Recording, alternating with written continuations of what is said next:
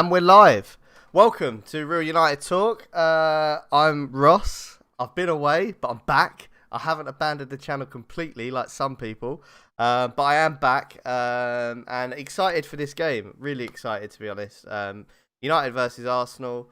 Big rivalry, long-standing rivalry. The most toxic fan base on Twitter. Arsenal. And I'm joined with Daedrick. Daedrick, what's your thoughts, mate? You think United are going to bring it home today? I'm kind of hoping so because, if I'm honest, I actually can't fully remember the last time we beat Arsenal. I don't think we beat them last season. I think they beat us away and obviously beat us at home. No, drew with us at home. And then, yeah, I don't know what it is. I just cannot remember the last time we beat them. I think last season we did okay against the majority of the top six. I think it was only them and Liverpool we didn't beat. We obviously beat Chelsea 3 times, City 3 times, Tottenham we beat. So yeah, I'm really looking forward to it. And just anything to shut Gooners up. Gooners and Scousers are literally the worst people in Yeah, the world. absolutely. Look, George just said it, and me and Dedrick had a little chat off air, and were talking about the news that's just broken, which is obviously Bobby Robson. George Carl's brought it up. It's really sad news because he is. Bobby Robson. Oh, Bobby Charlton, what an idiot. Bobby Robson. Bobby Rodson's no longer with us. But Bobby Charlton, the reason I said Bobby Rodson is I watched a podcast of Alan Shearer and he spoke really highly about him. But anyway, Bobby Charlton, he's literally for me the biggest United legend going after. We could go on for hours about everything that man's done for the club, everything he's been through, Munich disaster and coming back and it's endless, but best wishes to him. Dementia's a horrible thing, dementia. Because although you're still alive, you know, depending on how severe it is, you don't even know who you are. So, look, best wishes to him. And I said this before we come on. I'm just delighted. I look back and about the unveiling of the Bobby Charlton stand. Stop it, Ross. Bobby Charlton stand and that moment, that day where he was out and the fans were applauding him. And I'm pleased that he got to live that moment of the pure appreciation that this club and the fans have for him whilst he was still not diagnosed with dementia. I mean, have you got anything to add on that, mate? I'd say maybe be happy that he got to witness Rooney break his goal record, obviously for England. Yeah, man. United. I mean, I don't know whether he'd be happy about that, but you know, at least you get to see things you've worked so quite a long record as well. I think it stood for over nearly like 45 years. Yeah. He held that record for. Yeah. Obviously, it would be nice if he still had it, but obviously things come to an end. And yeah, just like I said when I tweeted it out off the Real United Talk, I just hope he gets the help that he needs desperately. Because obviously, it was only a couple of months ago his brother sadly passed away. Yeah. Yeah. Like I say, best wishes to him. And I hope that him and his family and his wife are handling this in the best way possible. And I really hope, and I'm absolutely certain that the club will help in any way possible that situation as well. Carl said it may have been an issue, George Carl, with the heavy footballs. I mean, that's another story for another day. You could really delve into that. Yeah. But for now, I believe that's why in some they banned heading under 11s nowadays, haven't they? Because obviously they think there's long-term effects to heading the ball, and especially back then with freaking like almost like medicine balls, weren't they? yeah, big time. Pig's bladders, weren't they? But yeah, I mean, that's that. VIP Mark, how you doing, mate? Good to see ya. Yeah, so we you know, but just on that record, Rooney's record. For me, Rooney is he's my favourite ever Manchester United player for many reasons. Don't want to get into that, but at the same time, we managed to watch Bobby Charlton watched Rooney break his record. But I really hope that we've got another Wayne Rooney record breaker in our squad and in our first team today, and that man's Marcus Rashford. He's playing today. Ooh. Becoming more and more I mean, his goal record for his age is actually phenomenal. He's outstripping Ronaldo. He's outstripping a lot of the big players in Europe. For a player that some people call Marcus Rashford. I hope that he's going to have a long running career at United. He's one of the big players today, one of many. I often think that United's form, when we play shit, is often when Rashford plays shit. When Rashford's on it, the rest of the team's there. I mean, do you consider him to be one of the main men today?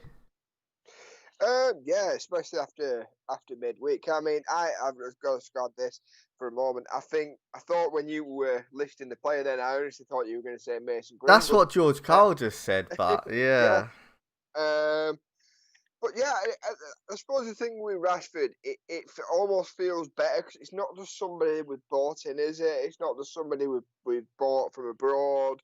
It's someone that it means the world to. And obviously, with all the stuff he's doing off the pitch, it's just nice to see. And I mean, people say he made his name against Midtjylland. For me, I took more notice of what he did against Arsenal the Arsenal. following weekend. Yeah, big time. Yeah, Midtjylland meant nothing, really, did it? yeah. I mean, we've seen people score their debut and then go on to do jack shit. We all remember the likes of Makeda, James Wilson, but Rashford built on it. Yep. And yeah, I think you're all right in what you say. When Rashford tends to play bad, we play bad because I just don't know. I think he's at the moment he literally is. It's hard to describe. It's almost like he's just playing so full of confidence again, and I almost was worried when he was playing so good last season. Because remember, he didn't start last season well, although he did score against Chelsea. We obviously had the injury to Martial. We had to push him up top, and there were people calling for his head. Obviously, some people that won't be named.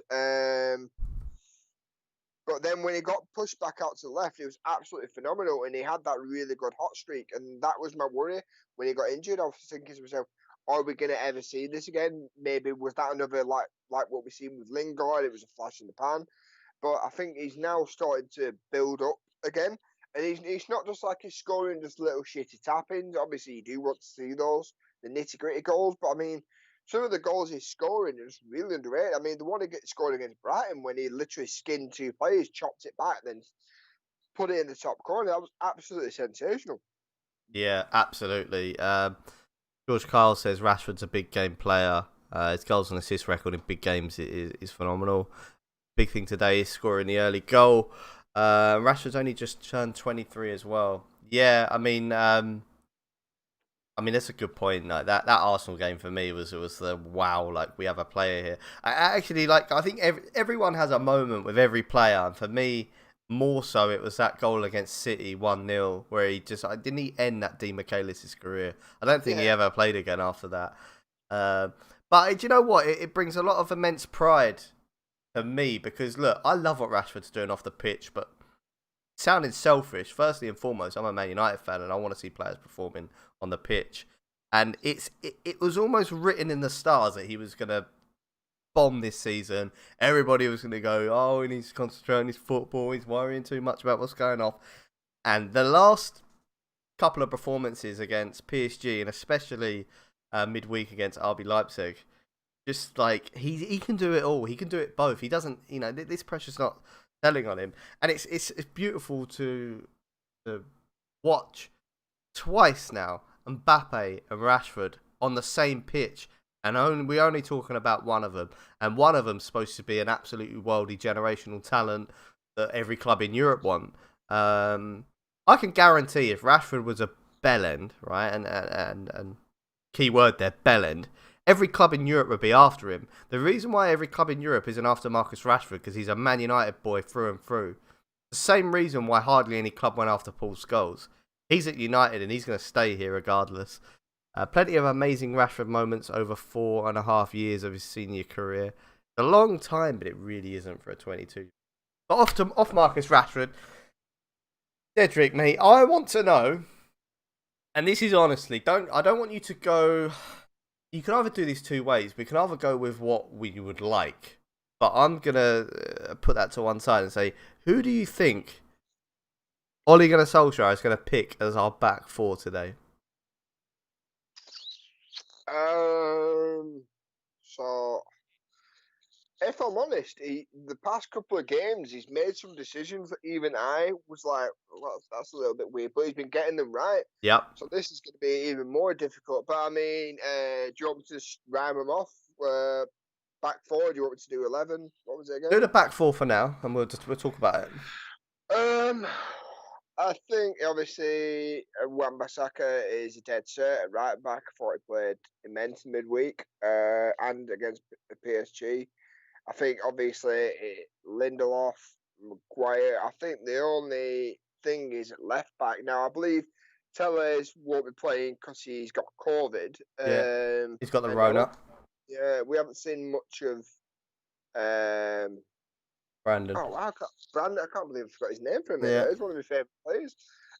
So I think it almost has to be Shaw, but I wouldn't be surprised if he maybe drops Lindelof and puts Twanzebe there, just because obviously they've got a lot of pace, and almost puts him on the same side as Wan-Bissaka, because Yep. obviously Aubameyang plays off that left hand side, and he's going to be wanting to run at him, so maybe it might be good to have a little bit of pace to drop in.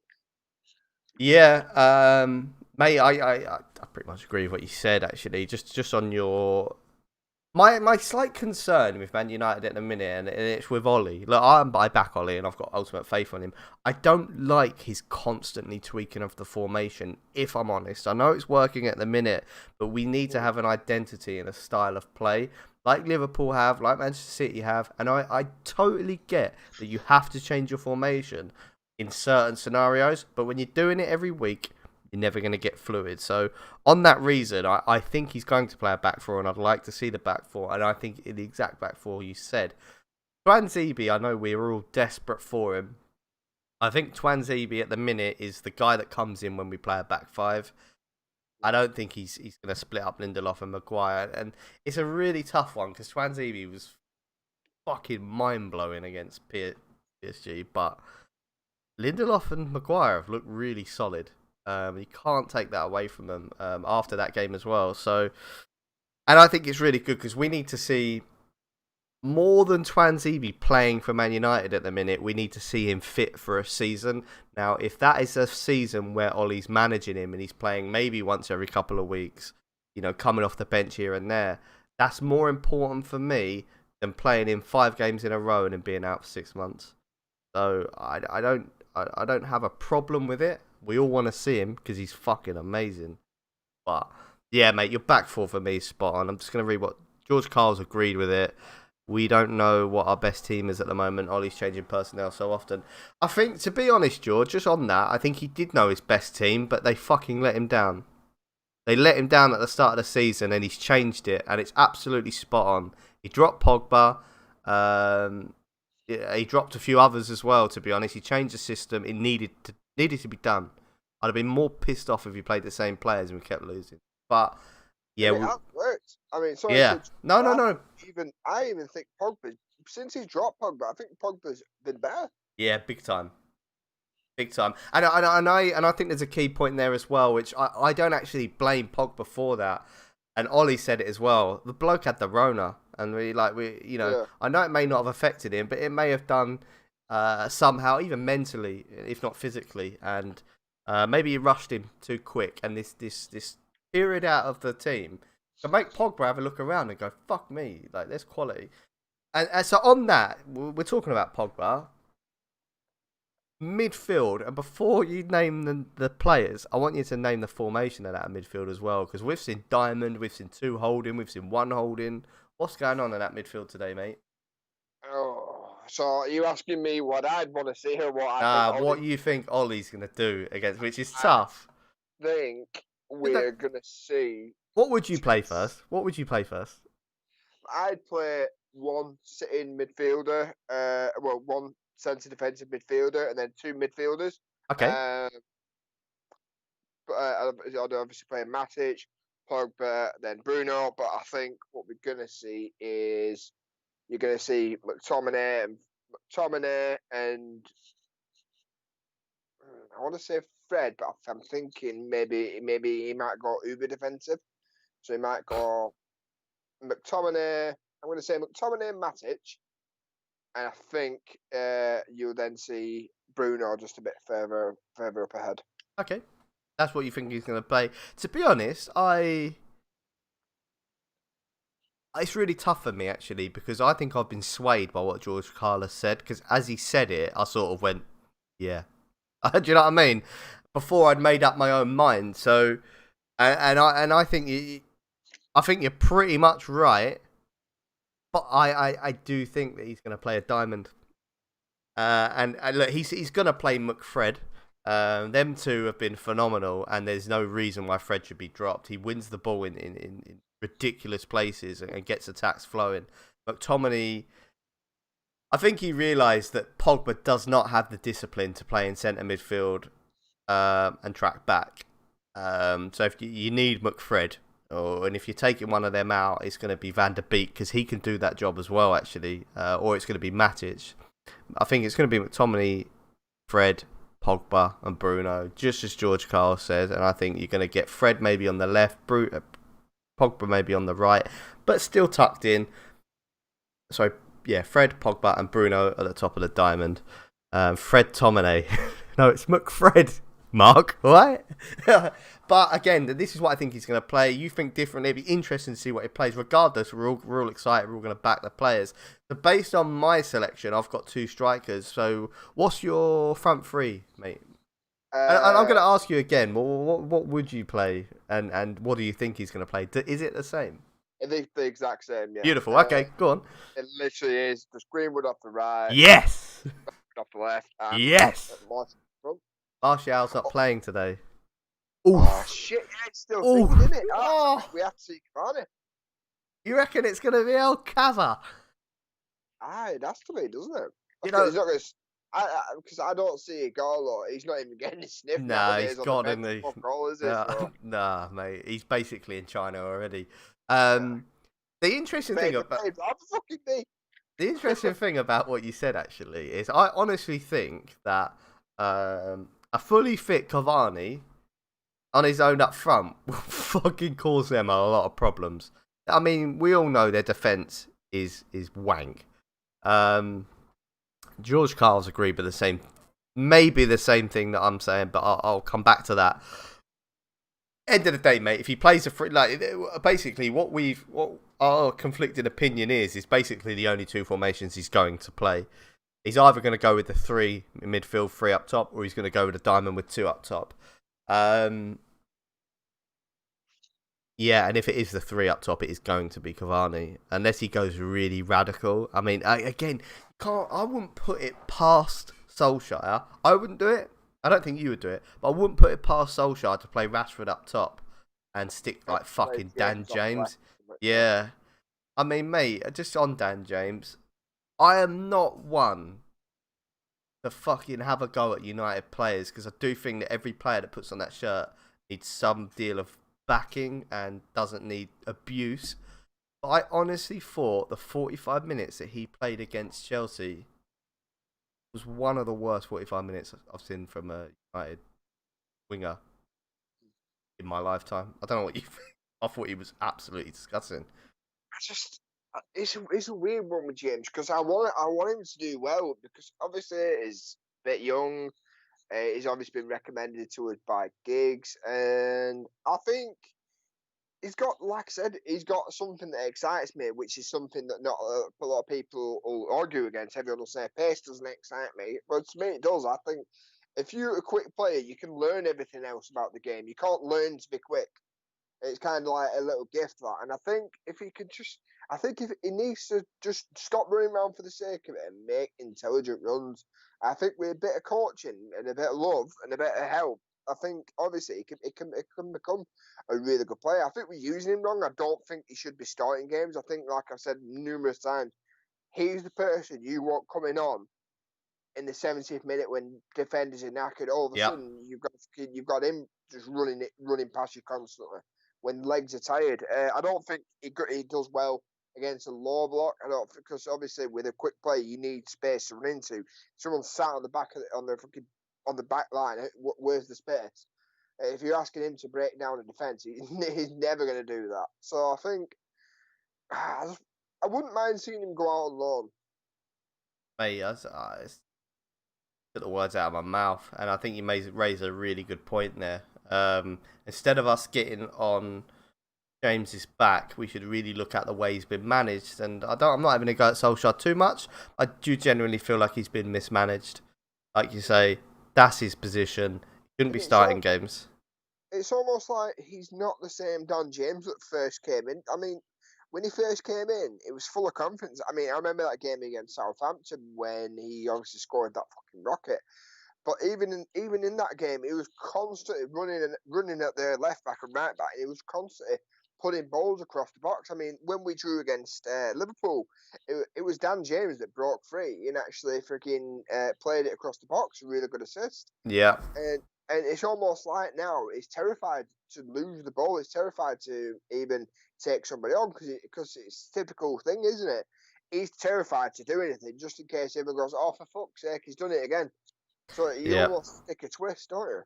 Yeah, exactly. No, I agree with it. And I feel like he should have gone out on loan. However, my concern with Dan James is, and maybe every player is different. And I may be talking out of turn here. But if you've got it, you got it. No matter how old you are. I mean, look at Greenwood. I know he's an incredible talent. This guy's 18, he's 19 now, I think.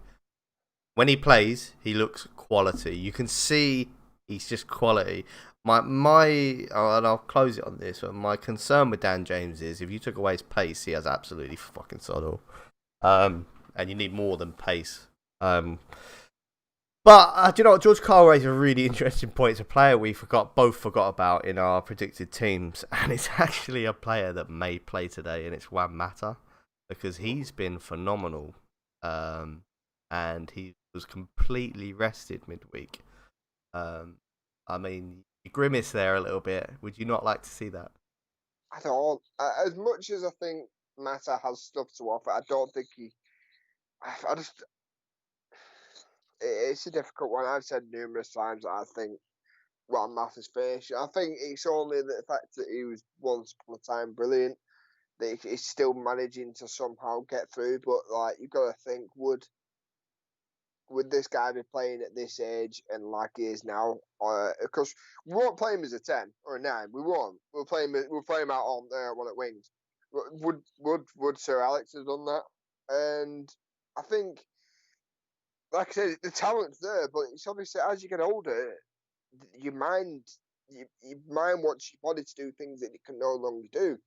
And I think if you're going to play him on the wing, where he does predominantly play, it literally leaves either your left back or your right back just so exposed because he hasn't got the pace to go forward, he hasn't got the pace to go in behind. So you're literally just exposing either one of them.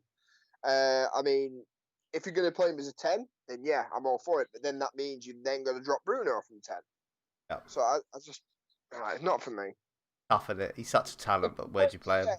If we're playing in like against some shit or I wouldn't be opposed to seeing Wamata coming off the bench because I think when a game is slowed down, like I said, and legs are tired, that's when you see goodness from him. If you watch a lot of his games, that's when he arguably makes the most difference when the game is slowed down. When the game's full pelt and full throttle, I don't think he offers much.